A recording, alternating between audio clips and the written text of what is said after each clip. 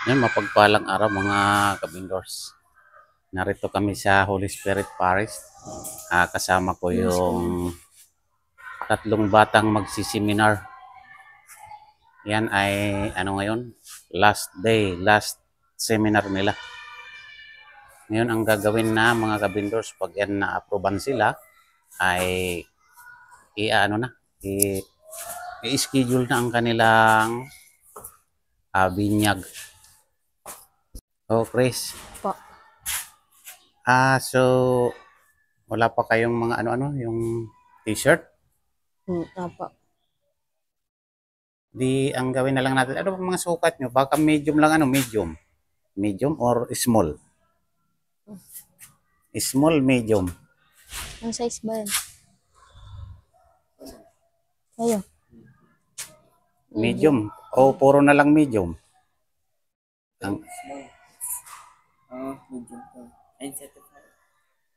Medium.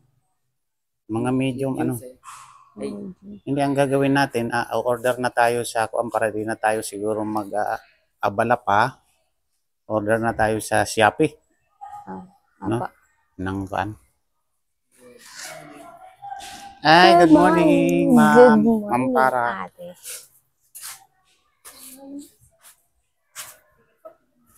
Sige, mamaya na natin pag-usapan yung pag-ano natin ng t-shirt na isusuot nyo pag...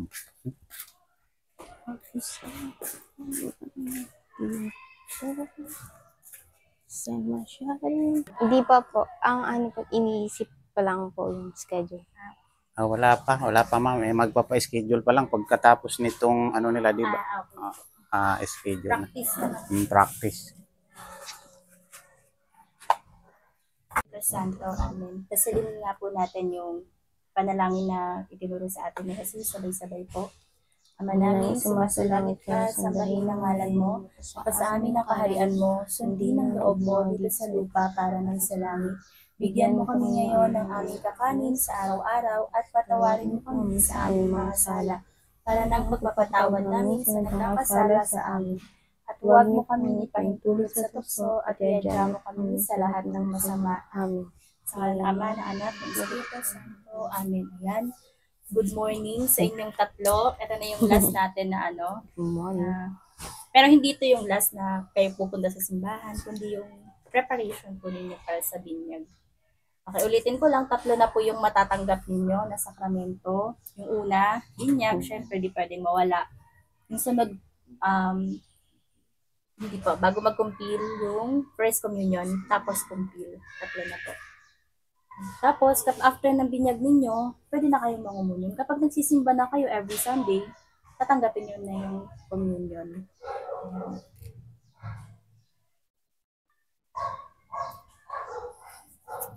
Wala yung family.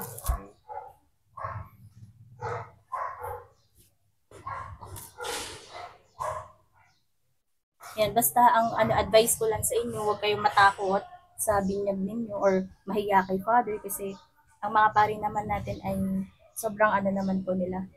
Nahinahon sila, tapos kapag tinanong kayo, sagot lang po kayo, huwag kayong kakabahan, hindi ko alam, huwag kayong gaganon kasi natural lang naman.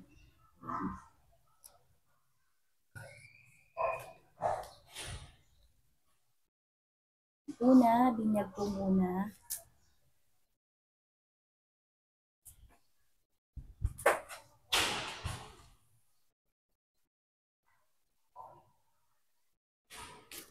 Ayan, ito yung mga isasagot po ninyo, i-practice ko sa inyo. Una, sasabihin po ni Father, sumain nyo ang Panginoon, at sagot nyo, at sumaiyo rin. Hindi sumain nyo, at sumaiyo rin. Kasi si Father yung nagsasalita. Ayan, sabihin ni Father, mga kapatid, tayo nagagalak na magkatipon-tipon sa pagdiriwang na ito para kay mga names ninyo. Meron naman ibibigay na names ninyo. If in case na mawala ninyo, yung names na ibibigay sa inyo ng opisina kapag nagpa-register na kayo, sabihin nyo na kay Father yung pangalan ninyo, first name. Kung ano, yung, halimbawa, Mark John, yung pangalan ninyo, dalawa, sabihin nyo po yun ng buo. Okay? Halimbawa, ikaw, yung name mo may kasunod pa, may May ka ba? Marie Chris. Marie Chris. O Marie Chris, hindi mo pwedeng sabihin na Marie lang or Chris lang. Marie Chris, sasabihin mo kay Father. Sa inyo rin ba may double? Opo. Ayan. Michael Angelo. Tapos, ayun. Sabihin niyo po yan kay Father. Sabihin ni Father, ito po yung maririnig niyo. Mga kapatid, tayo nagagalak na magkatipon-tipon sa pagdiriwang na ito para kay Marie Chris, alam, babanggitin isa-isa yung mga ninyo, na magiging kaanib ng ating sambayan ng Kristiyano. Sa pasimula ng ating pagdiriwang, mangyari lamang na iyong ipahayag ang inyong layunin. Tapos, kayo naman, sasabihin ninyo, nais ko pong sumampalataya kay Kristo. Ulitin natin. Pag narinig niyo yung salitang, sinabi ni Father na, mangyari lamang na ipahayag ang iyong layunin o ang inyong layunin. Tapos, ito yung sasagot po ninyo.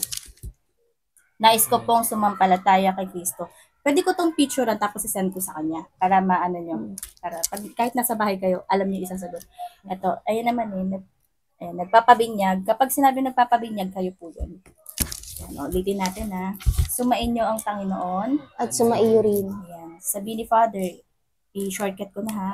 Sa pasimula ng ating pagdiriwang, mangyari lamang na iyong ipahayag. Inyong ipahayag ang inyong layunin. Sige, basahin niyo po. Nais ko pong sumampalataya kay Kristo. Ayan.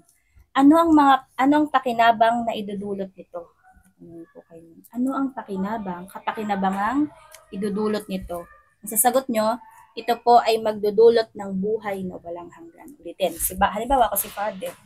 Ano ang kapakinabangang idudulot nito? Ito po ay magdudulot ng buhay na walang hanggan. Tapos meron ulit sabihin si Father, ito ang buhay na walang hanggan, ang pagkilala sa tunay na Diyos at kay Heso Kristo na kanyang sinugo. Si Heso Kristo ay ating Panginoong nabuhay mag-uli. Sa kanyang pagkabuhay, ikaw ay makapakinabang. Sa pagdulog mo ngayon, ikaw ay magiging kanyang alagad. Ikaw ba ay nakahanda na maging Kristiyano?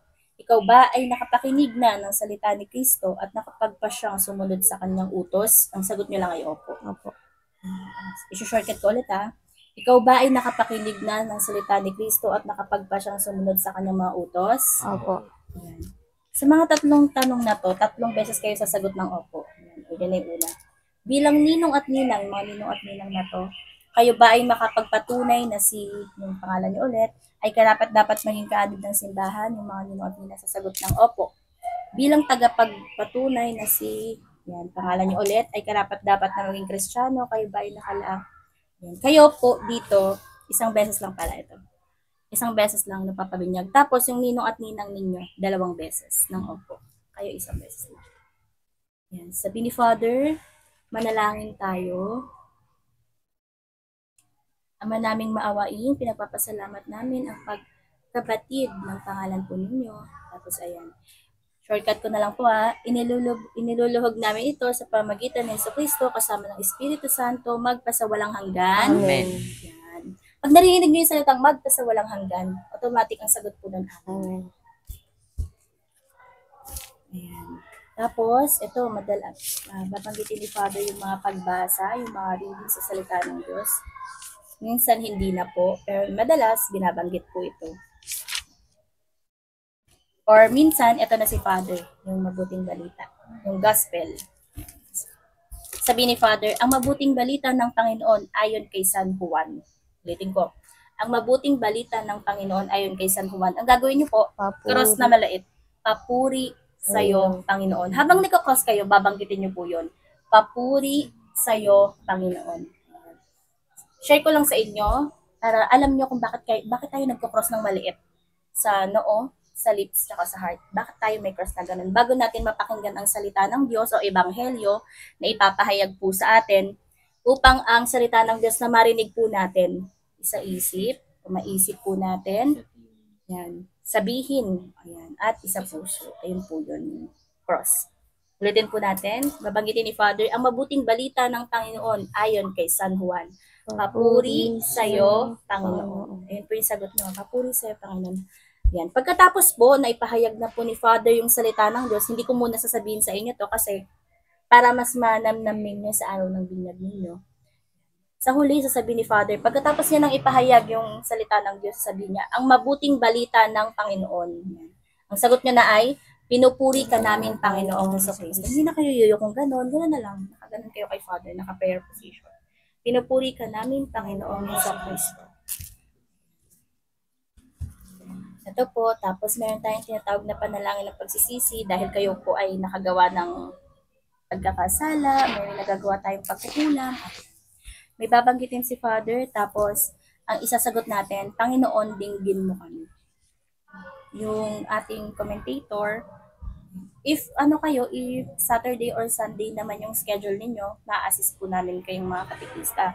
Pero kapag weekdays po, depende kung walang pasok yung isa, yung si Ate Kai.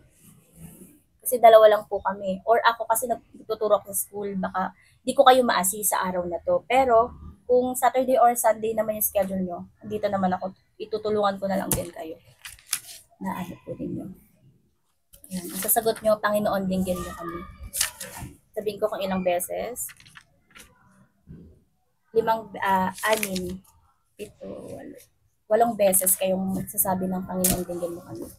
Yan, mga kapatid, sasabihin muna ni Pare, mga kapatid, halina't lumuhog tayo sa paong may kapal upang magilaw niyang kalingain yung tatlong pangalan po ninyo, na dumudulog ng may pananampalataya kay Kristong nagaanyayang pagsisihan natin ng ating mga pagkakasala. Ayan. Commentator na po yan or mag-a-assist sa binyag ninyo yung magsasalita upang ang diwa ng pagbabagong buhay ang may alab sa ating kalooban, manalangin tayo sa Panginoon. Yung keyword nyo po, pag narinig nyo yung sinabi ng commentator na manalangin tayo sa Panginoon, ang sagot nyo ay, Panginoon, dinggin mo kami. 8 beses po yung sagot ninyo, Panginoon, dinggin mo kami. Yan, shortcut ko na para Sunod-sunod yan, Te Farah. Apo, sunod-sunod. After po niyan, bayaran muna ulit. Pagkatapos ng 8 pagtugon po ninyo sa panalangin, yan, Ama namin magsasabihin po ni Father, Ama naming makapangyarihan, kusang loob kang nagmahal sa amin, kaya sinugo mo ang iyong anak upang kaming sadlak at pinalipin ng sala ay mabigyan ng laya. Sa tanda ng krus na banal, loobin mong yung pangalan niyo ulit. Ayan, sasabihin ulit ni Father, iniluluhog namin ito sa pamamagitan ni Jesucristo kasama ng Espiritu Santo magpasawalang hanggan. Amen. Tapos, after niyan, yung pagkukrasan yung noon ninyo. Kukrasan ni Father sa noo, tapos after nun, yung mga nino at ninang ninyo, kukrasan. Sa kapangyarihan ng ating tagapagligtas ng Jesucristo, ikaw ay magpakatatag ngayon at magpasawalang hanggan. Ayan. Ito na po yung binyag. Mga kapatid, manalangin tayo sa Diyos Ama upang kaawaan niya si Marie Chris. So, babanggitin ni Father yung mga pangalan po ninyo. Na kanyang inanyayahang sumunod kay Kristo sa pag-akos sa pananampalataya ng simbahan at sa pagkabuhay sa Espiritu Santo, na siya ang hihilingin nating lumukog sa gagamiting tubig at binyag.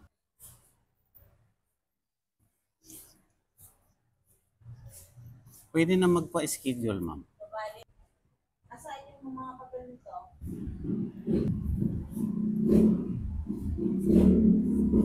Marie Chris at saka Miliboy.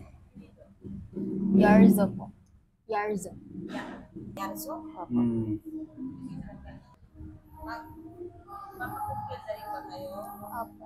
So, magpipilap kayo ng Hindi, ma'am, sa ano na daw yung pagkatapos ng binyag, sabi ni Ate Para, yung kumpil. Di ba sinabi yun? Sabay po. Sabay po. Sabay? Sabay po yan, kasi around na yan. Ah, Ngayon, hindi, sasabihin ko kay Padre na huwag kayong kumpilan. Kumpilnet po. hindi, kasama na yun, ma'am. Kasi babayaran na namin yung kumpil. Oh. Hindi, kung kasama na po, 6,000 yun, kasama, magpipilap na kayo ng form. Okay. Sige. Yan mga kabindors, narito kami nagpapa-schedule kami dito sa Holy Spirit Parish. Sa Parish Office po ay babayaran na natin ang kanilang binyag at kumpil. Ito mga kabindors, ang halaga ng ibabayad natin, 6,000. Yan, salamat sa ating mahal na sponsor na siyang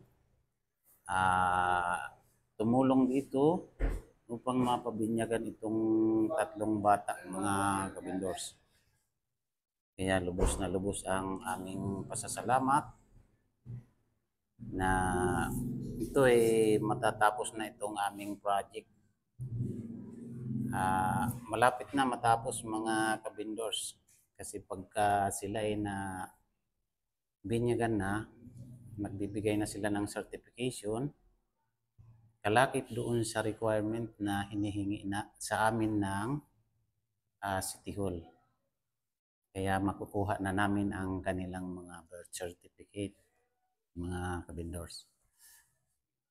Kaya thank you sa inyong support, sa mga viewer ko, sa mga sponsor. Maraming salamat po sa inyong lahat.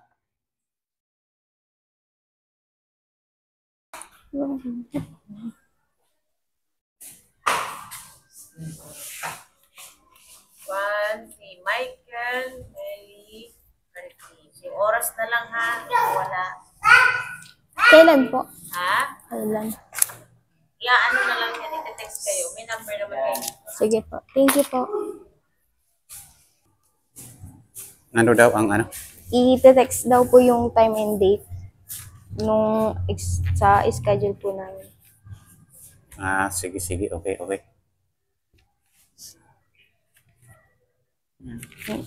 Yes, then. Okay na. Yan, resibo yan sa ano. Resibo Okay, hali kayo. Uwi na tayo.